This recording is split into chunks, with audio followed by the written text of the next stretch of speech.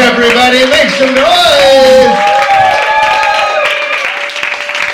What the fuck is up, guys? I'm so happy to see you all. I like to see a crowd that's actually happy to be here. I go to so many clubs and everybody's fucking dead and not clapping, and you're like, am I not good, or do you guys just suck?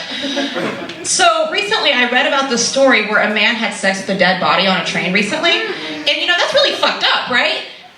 But if anybody sees that guy, can you guys just tell him I wasn't dead, I was just asleep, and thank him for me, because that was great. I really fucking needed that. I have never had a man let me sleep through it.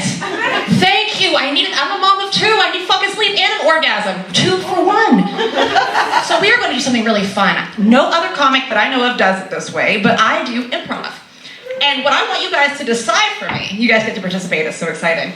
You can pick between 2 stories.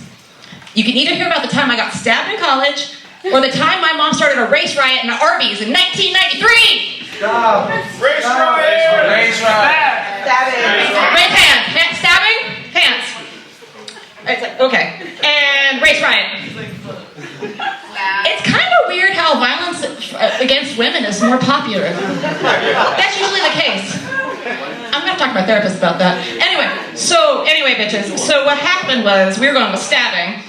I was in college back in 2010, and I was friends with everybody. I was the kind of girl you can come up to me and be like, we're besties now, and I'd be like, okay, lit. And if you were a chick, okay, lit, can we make out? I discovered I was pansexual in college, and I liked to kiss the girls. So, yeah! Woo! Okay. Hear it up for gay! Let's go! So, anyway, I was friends with this guy, and I knew he had a crush on me, and like, that's not really a big deal to most people, but for me, it is. I don't notice anything. I have autism and ADHD. I have no social cues. You basically have to wear a neon sign that says, I want to fuck Evelyn St. James, and I'd still be like, as bros, right? So, I'm not good with people. Anyway, that's why I do this. So, this guy liked me for a while, and I just want to be clear how this happened was, he heard an out-of-context conversation with a friend of mine. I want to be clear, this was fucking out of context.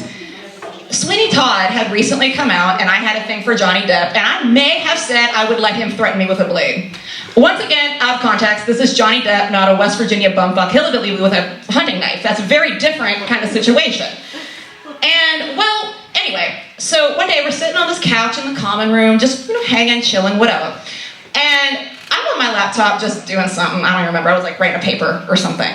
And this guy goes, hey, can I borrow your knife for a second? I need to open this package. He had one of those like heat-sealed packages that's like, you gotta use scissors to open your brand new pack of scissors because society fucking hates us. Anyway, I'm like, yeah, for sure, man. And you might be wondering, Evelyn, why did you have a knife on a college campus? I am so fucking glad you asked, because I went to college in West Virginia. And I carried like a 4-inch hunting knife with me everywhere I went, because you never know when you're going to need to skin a buck or a guy. And so anyway, I'm sitting on the couch, I hand him the knife, I'm not even looking at him, I just go, nah. I was young, naive, stupid. I probably should have known better. Manic pixie dream girls don't think about shit. So we hand it over, you know, just like, there you go. And I'm just chilling, and I feel this like brushing on my arm. It was so sharp, I didn't really like feel the cut, I just felt the action. Wow. And I look over and I'm like, bro, what the fuck? And I'm just bleeding. And I'm like, you know, normally people would have just cussed him out or something. I didn't have a self-esteem. I just looked at him and went, what the fuck? So I continued to go to class. Now, I probably should have just gone home because this bled for like 12 hours and I had a little Band-Aid on it. So I go home and I have 2 options. I have a psycho mom, and I live with her, and I'm on her insurance. I cannot tell her I need to go to the hospital because this little cut will turn into a full-blown murder. And my dad was detached from reality. I don't know. He was just like lost in his own fucking world watching SVU or something. So I was like, I gotta call somebody. So I call my best friend Jack, who is the 6-foot-tall teddy bear that looks exactly like Marilyn Manson. And I go, bro, I don't know what the fuck to do. I am bleeding, and I cannot go to the hospital. Without missing a beat, he goes, you can just cauterize it. What's that?